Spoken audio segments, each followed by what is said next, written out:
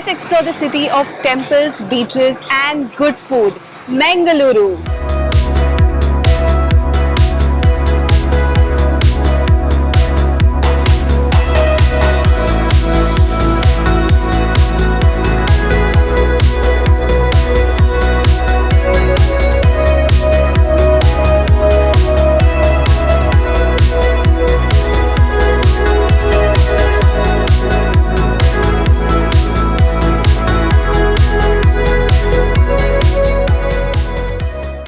And welcome to Sugar Spice Nice. My name is Shweta and in this video I am in the beautiful city of Mangaluru. This is my first time in Mangalore city and I am super excited to explore because from whatever I've read, there are such beautiful temples, amazing food and also the beach. So without further ado, let's start exploring this place.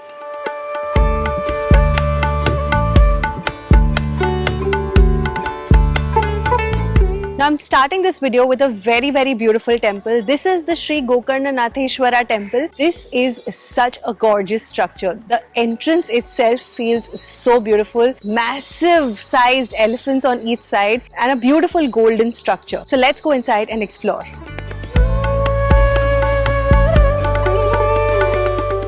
This temple's foundation was laid by Sri Narayana Guru in the year 1912 and it was established with the objective of abolishing the caste system and providing a place of worship for all communities, especially the Bilava community who were at the time not allowed to enter in other temples. In the main mandapam there is the Mahaganapathi idol and inside are idols of so many different gods and deities. I saw a huge Hanuman idol, then there was an idol of Krishna, Sai Baba and also the Navagraha.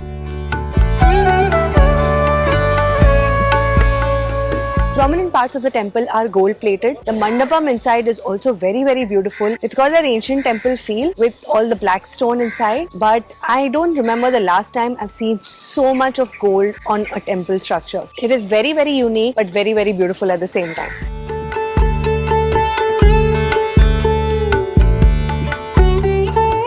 I had the most amazing time there and actually it's really hot here in Bangalore city. So, I'm feeling a little bit hungry and dehydrated, but I'll tell you, my morning start was actually stellar because before this I actually went to Woodlands for breakfast and I had the softest idlis, the most amazing upma and also something called as teak puri. Now this was the first time I was trying it. It was like a spiced puri but so amazing. It had a very peculiar flavor of garlic. I don't know if I'm right in guessing that or no, but I really enjoyed it.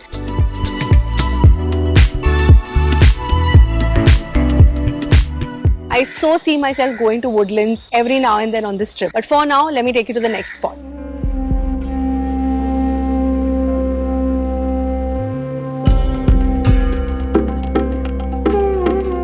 This is the Kadri Manjunatha temple and this is supposed to be built during the 10th or the 11th century. You can see from outside it looks so different than the other temples that we saw. This is a beautiful blue color and inside is the idol of Lord Lokeshwar, often identified as Brahmaji. The temple is dedicated to Lord Shiva and it is supposed to be the oldest Shiva temple in Mangaluru. There is also like a kund or this place where there's water and a lot of devotees also wash their feet here and then go upwards towards the Shivling. And once you go upstairs, there is a Gaumukh from where there is water running and this water is used for Abhishek to Shivji. The temples in Mangalore shut between 12 and 1, so definitely make sure you're checking the timings before getting here. They do open pretty early in the morning and I got lucky because just as I was leaving, I was able to witness the Aarti.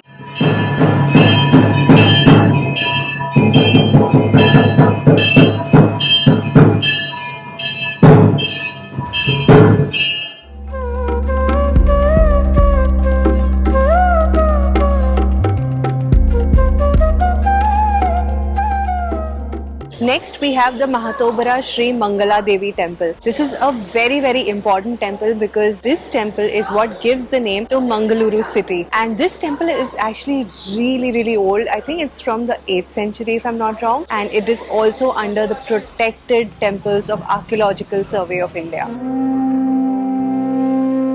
The temple is dedicated to the Hindu goddess Shakti or Parvati in the form of Mangaladevi, and visiting this temple is supposed to give one inner strength. The temple is built in a Kerala style architecture which is common across many temples across Kerala and also in a few of them in Karnataka. What I find very interesting in the temples here, and I've also noticed this in Udupi, is that there's a lot of distance while accessing the murti. So there are different dwars, and through those dwars or through those doors you're actually able to do the darshan and see the idol.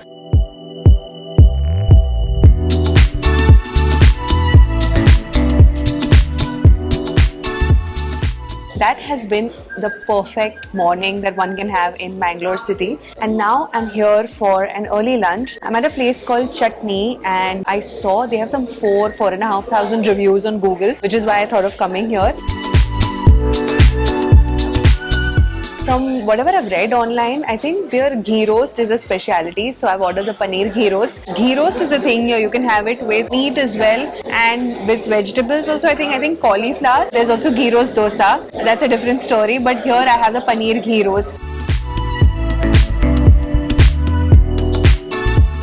You can see the ghee roast masala on it. I've seen some shops, they actually even sell the ghee roast masala separately. But this is looking extremely potent, extremely flavorful. Curry patta and garlic and stuff on top. And then I ordered neer dosa because I needed something a little bit mild to balance that spice. Neer dosa is looking so soft and delicate, and I think that is the beauty of neer dosa. It's like completely melt in your mouth. They actually serve the neer dosa with korma. Korma is like a gravy. It's a little bit on the sweetish side. They have a few veggies in it and also some chutney. I'm going to be daring and have a bite of the paneer ghee roast first. It's not as spicy as I thought it would be. I think coconut oil, that's what they used. That flavor is very, very strong. Paneer though, I don't think it's the best because it's a little bit chewy, but I like the masala. Now I'm going to have the korma along with the neer dosa. See the texture of the neer dosa, extremely soft and delicate. The korma was actually really, really good. Good gravy, good amount of veggies inside, and even the neer dosa was quite nice.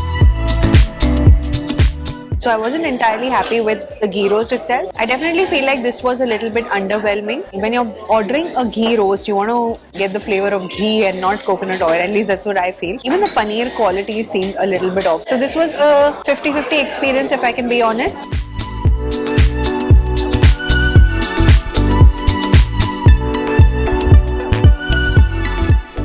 Mangalore being a coastal town, there are a lot of seafood eateries here. In fact, it's a heaven for anybody who loves seafood. And a lot of their prominent, older, legendary restaurants are ones that serve meat. But having said that, the balance of vegetarian and non-vegetarian restaurants is really well maintained.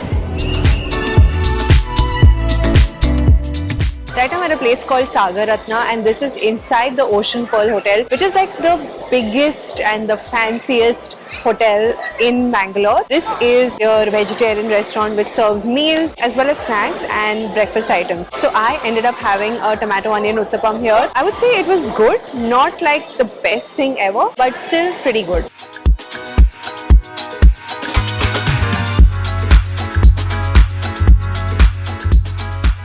I needed a little bit of a breather from being in the sun, so I decided to come to this mall. This is Pizza by Nexus, and it's a really, really fancy looking mall. You can see the way they've made it, it's really nice. I feel like it's newer than the other malls here.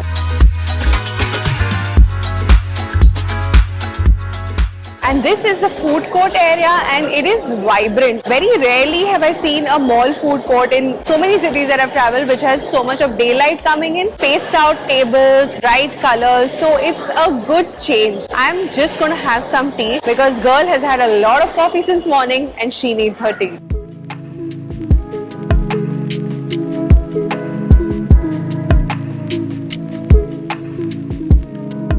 I just took a ferry to come from one part of the Tannirbhavi Beach to the other, which has the Sulthan Battheri, and the beauty of the river, like it was like barely a 5-minute ferry ride, but it was really, really nice. And if you're coming here during golden hour, you'll get some of the best pictures probably. Now, this is apparently a fort that was built in just a day, but too bad it just shut down when I got here. But this is what the exterior of the fort looks like, and I can imagine that one might have a good view from here.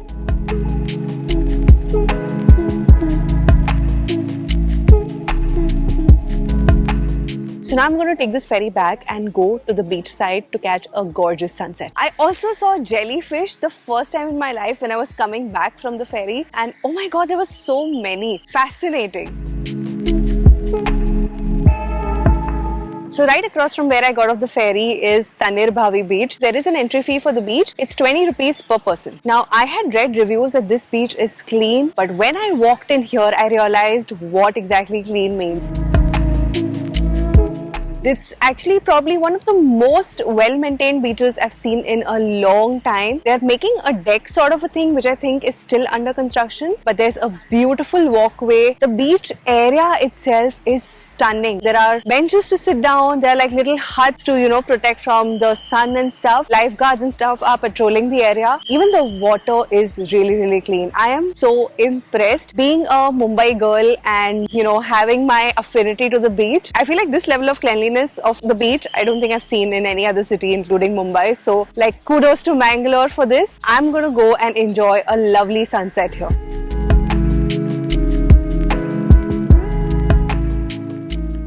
I think overall my feel of being in this part of Mangalore is just made me so happy. Today's day I got so much done, right from temples to good food to the beach. It just feels complete.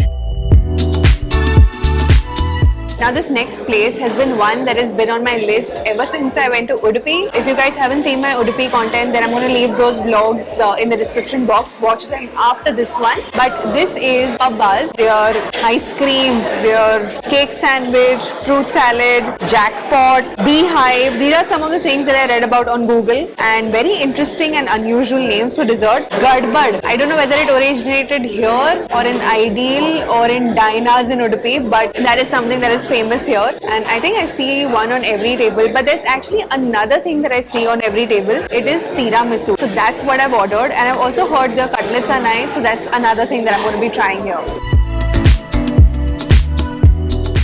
This is their tiramisu ice cream. It looks nothing like the original, till it looks very, very tempting. And you can see the different layers. I don't even know what is what, but I'm digging in. I don't think I can even get to the bottom of it. Seems to be brownie, coffee ice cream, I think. Wow. It's not brownie, it's cake, coffee ice cream. There's cream, which I also feel has some kind of coffee or something. And there's also a bit of vanilla ice cream down.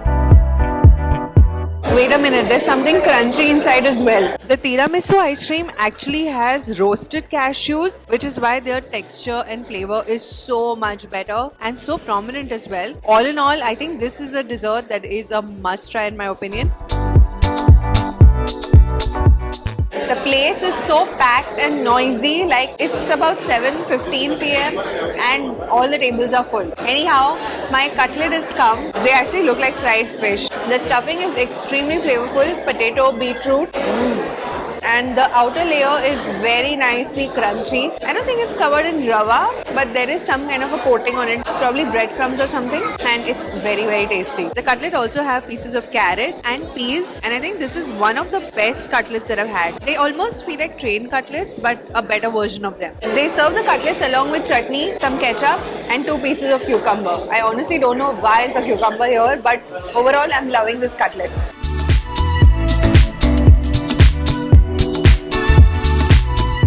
Cannot believe I'm back at Woodlands on the same day for dinner. I knew I was going to repeat this place, but somehow the pang to come here and try more stuff was real. And the good thing is that it is really, really close to where I'm staying, like literally across the road. In the evening, actually, you get more variety here than morning. So the first thing that I ordered is rasam vada. Now, rasam vada is something that you actually even get in the morning probably, but here I am enjoying a big fat vada inside this bowl of rasam. The rasam here is not overly tangy, not overly spicy. It's got that slight flavor from sambar as well, but this was very, very tasty. Like, sometimes you call a dish comforting. This is one of those. The vada perfectly dunked inside and quite big and chunky in size, but felt really good to have. Next thing that is available in the evening and I urge you to try is the Goli Bajje over here. Goli Bajje is a speciality of Mangaluru. This is fried, goli size literally, and they're really soft, and when you break them you realize actually how fluffy and spongy they are. And one bite and you'll know what I'm talking about. They have a slight tempering inside, like the batter itself has a tempering, and that is a hint of cumin seeds, that little fermentation sourness that it has. When it's fried, it feels really good. The outside part has a good texture. I wouldn't call it crispy or crunchy. I feel like this is the best Goli Bajje I've had in a long time. Now, one thing that I saw on so many tables here is the tomato omelette, and I literally asked the staff here that what is that, and I want to have that. This is yellow in color and it's fluffy. It almost feels like an uttapam and not so much of that besan omelette. It's got tomato and chili pieces inside, and this was so good. I can't believe every dish that I've tried here, it's been one better than the previous one. If you like uttapams, I feel like you might enjoy it. I really liked it. I also tried the masala dosa here. I probably tried everything that they have on their menu. And the masala of the dosa was actually really nice, not overpowering in any kind of flavor, not too much spices, not too much chili, just right. And even the dosa was very nice texture. It wasn't too crispy, neither was it too soft. It was nicely done with ghee. In Swedish, they have kashi halwa. Kashi halwa is known as dum root in Mysore. It's basically made of ash gourd or petha. And here they actually grate the ash gourd in a little bit more chunkier manner, and then it's tossed with ghee. Sometimes they even add a little bit of milk and dry fruits. This one felt a little bit more chunky. It had a bit of a chew to it, perfectly sweet, and the raisins inside actually added a hint of sourness. If this is not your scene, then probably you can try kesari bhat. This is suji ka halwa or rava shira with little bits of pineapple in it, and they actually add cashews here to a lot of things. You know, when cashews are tossed in ghee, they taste even better. And finally, to digest all of this, I had a cup of coffee and I took some walks around my hotel. Now, this is the hotel where I'm staying. It's called Goldfinch, and it's a chain actually across different cities, and this is the room. I'm going to leave details about this in the description box. I feel like it was very good value for money. The hygiene was on point. The staff was very helpful. When you request them for something, they bring it immediately. It's not like you're doing follow-up calls. Overall, I think I'm quite happy with this room.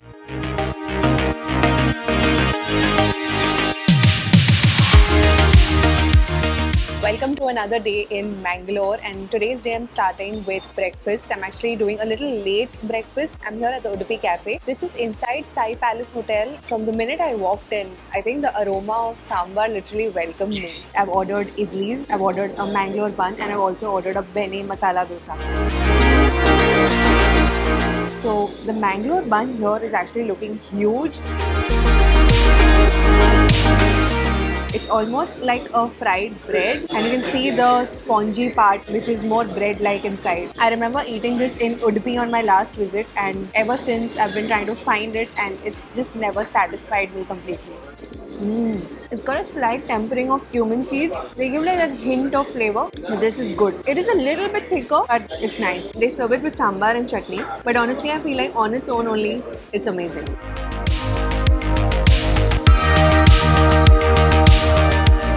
The idlis are looking so pristine. They're looking amazingly fresh, and they're soft. I know I like the sambar already. It's got that hint of sweetness as well. Yes, amazing. What a great start to the day. Let me try one with a chutney. Nice. We also have bene masala dosa. Bene dosa is a Bangalore speciality, and this is what the bene here is looking like. So I don't see that standard blob of butter that's normally there in the bene, but to touch, it does feel fairly greasy. And inside is the masala. The masala has onion, it's got peas, and let's try a bite. The masala also has a little bit of chana dal inside. All I can taste is butter. The dosa though is crispy, and I kind of like that texture. It's feeling a little different than original bene, but it's still quite nice. I think they serve dosa only till about 12 PM, so remember that when you're coming here. I wanted to try the Mysore masala dosa, but it got shut, so I'm trying the podi idli instead. I did like the texture of their idlis, and the podi idli was also well rated. The glaze of ghee on top is real. I love idlis and dosas so much that while I'm here, that's all I feel like eating.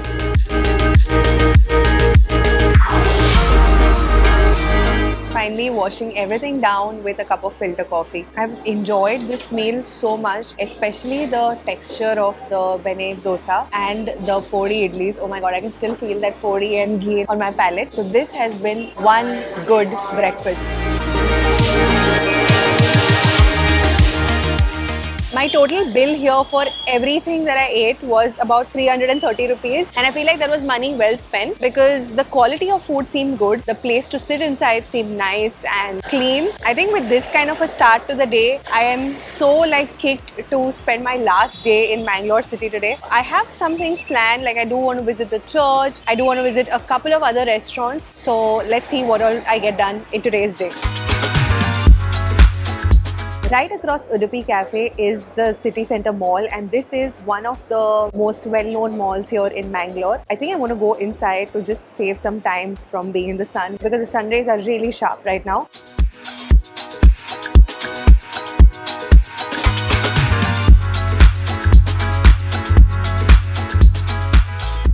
Inside there are all kinds of stores. You have your regular department store chains like Westside, Max, and then there's also a huge food court.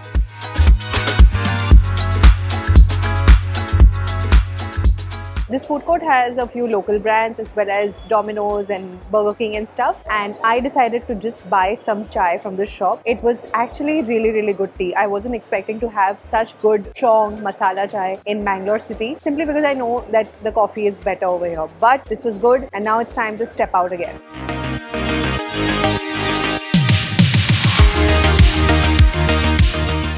The next thing that I wanted to do was go to Udupi Sri Krishna Bhavan. Now this is a really old lodging and boarding kind of hotel, and they also have this restaurant where they serve these really nice, simple, basic meals, and I wanted to have that, but it shut down by the time I went there. They told me that the opposite place, which is actually Hotel Srinivas, is owned by the same person, and they have a similar kind of meal there as well. So let's go inside and check out that meal.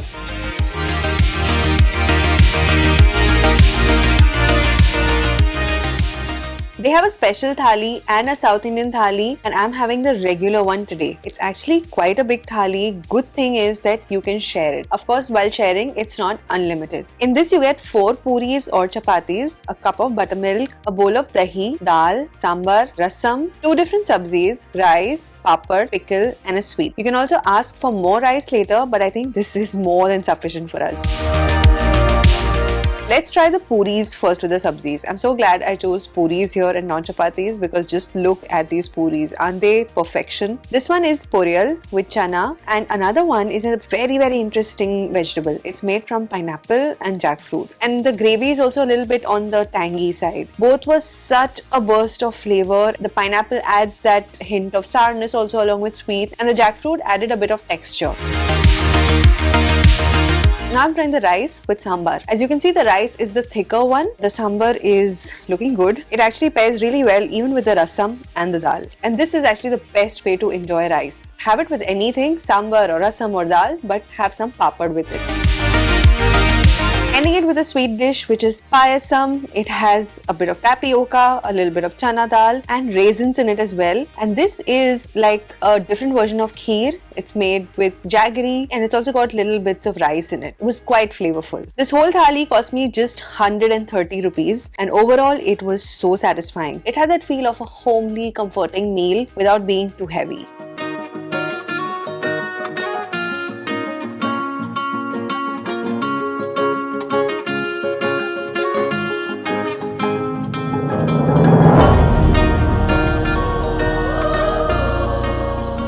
Mangalore also has a lot of old churches, and right now I'm at one of the oldest ones here. It's called Milagres Church. You can see the architecture. It's a beautiful grey and white color with silver statues of Jesus, Mother Mary and others. And all through the church complex there are a lot of beautiful trees, and it's a really calming place to be.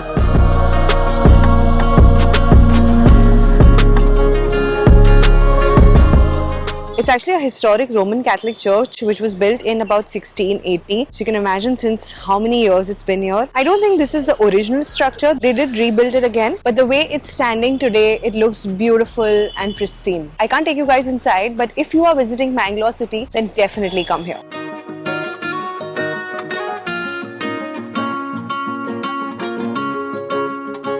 You know what I love the most about exploring a new city by walking is that you come across different parts of the city which I don't think you would have visited otherwise. At least that happens for me. And the beauty of Mangalore is that there are so many gorgeous temples when you're walking along the lanes that you just feel like stopping and giving it a moment of introspection. So while walking, I also came across Shree Sharavu Mahaganapathi temple, and this is a really important temple and a very famous one as well, not just in Mangalore but across the Karnataka region. The name Sharavu is derived from Shara, which actually means arrow. The god here is known as Lord Sharaveshwara or Mahaganapathi, and there's a very interesting story about this temple which I'm going to leave in the description box for you guys.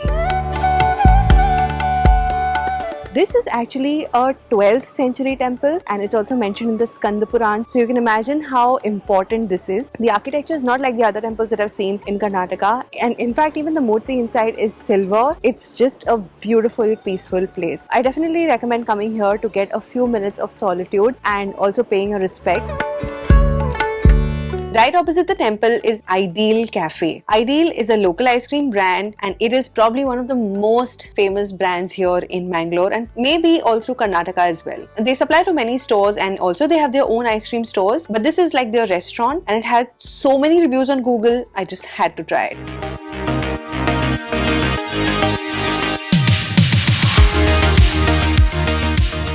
First thing I got here is the machine gun sandwich. I honestly didn't know what to expect when I ordered it, but this is what it looks like. It's like a half-foot long loaf and inside there's a layer of crispy french fries, spicy mayo, some lettuce, some peppers, lots of grated cheese. It's basically a medley of everything. One bite and it feels like a burst of flavors and textures. Like the bun has a crunchy bite to it, it's been toasted, and the fries are nice and actually a little extra crispy, and the peppers actually also add a nice zing. Even the mayo, that hint of spice, totally enjoyed this. I still haven't figured out why it's called a machine gun, probably because it shoots the flavor right into your mouth, but I did enjoy it because it has a very different feel than anything else that I've had all day. Now Ideal is known for its ice cream, but I thought of getting a dish which actually has multiple ice creams and other things. This is called Gadbad. I remember trying Gadbad back in Udupi. This comes in a tall glass with layers of butterscotch, strawberry and vanilla ice cream, and in between are chopped fruits. There's a little bit of apple, a little bit of banana, pineapple also I think, and a few dry fruits and some jelly. Now because all of the stuff inside is sweet and flavorful, it kind of made me really happy. Let me know if you guys have tried it ever and how did you like it. On my way back to the hotel, I saw City Bakery and it's apparently here since 1925, so I decided to check it out. They have a few local sweets and mithais, chips, different kinds of murukkus and some baked stuff as well. Something that I got from here is a thing called saat. Now we make something similar at home. I'm a Sindhi and we call it sata, and I think even Gujaratis call it something like that, and I think in Calcutta they call it baluchai. I also ended up buying a Dharwar peda. Both of these I think I'm going to try in my hotel room at night. I also stopped by this store called Falguni Cashew Center. If you guys didn't know, then cashews in Mangalore are like a must buy. Apparently they're really good quality, and I found this store that is supposedly well rated even by the locals. Now this store carries products from a local brand called Achal, plus the shop itself has been around for about 40-41 years, which felt like a good sign. Here they had salted, roasted, plain, flavored, unpeeled, all kinds of cashews that you could think of. And the flavors were also really interesting. Honey, sriracha, jalapeno, chocolate and more. They have something called as cashew butter as well. I think it's a spread like peanut butter, can be used in gravies, soups or just as a dip even. And they actually had this in the plain version and flavored version.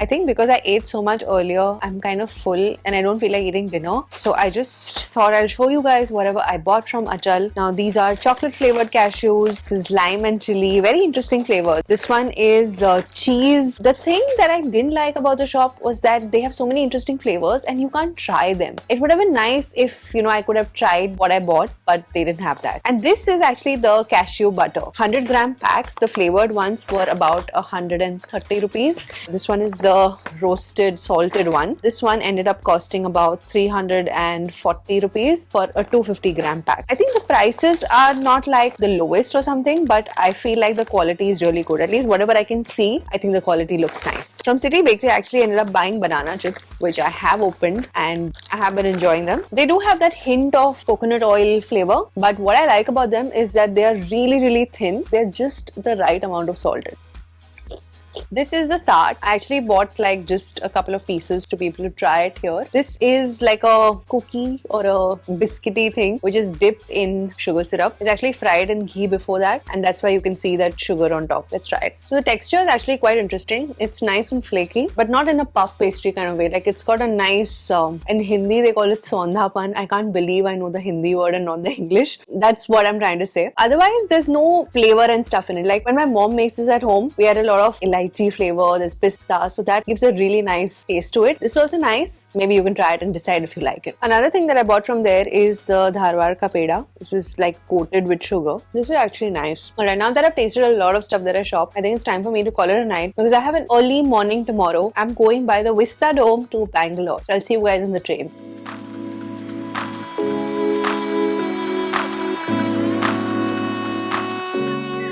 I've had a supremely early morning and I was rushing to get to Mangalore station and catch my train. I'm going by Vistadome from Mangalore to Bangalore and I'm supremely excited because from what I've heard, the views of Western Ghats are amazing. And this coach is kind of made to sit and enjoy that view and travel. This is what the coach looks like. Huge windows, comfortable seats, a recline, turn, and of course you can enjoy some train food as well.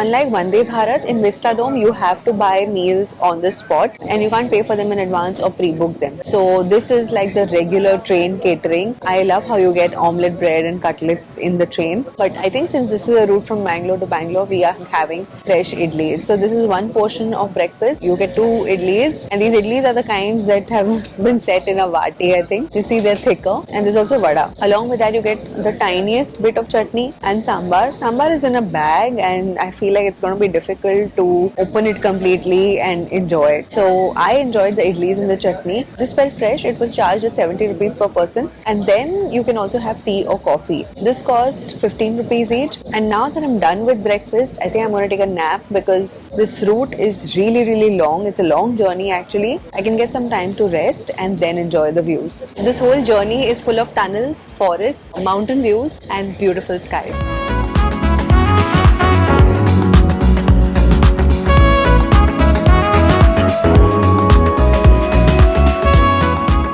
Right now we've stopped at some station, but otherwise the view from the viewing deck is really nice. It's not the cleanest as of now. That is my little disappointment with this. Even the window glasses didn't seem completely clean to be able to enjoy views uninterruptedly. I'm just hoping the journey gets better.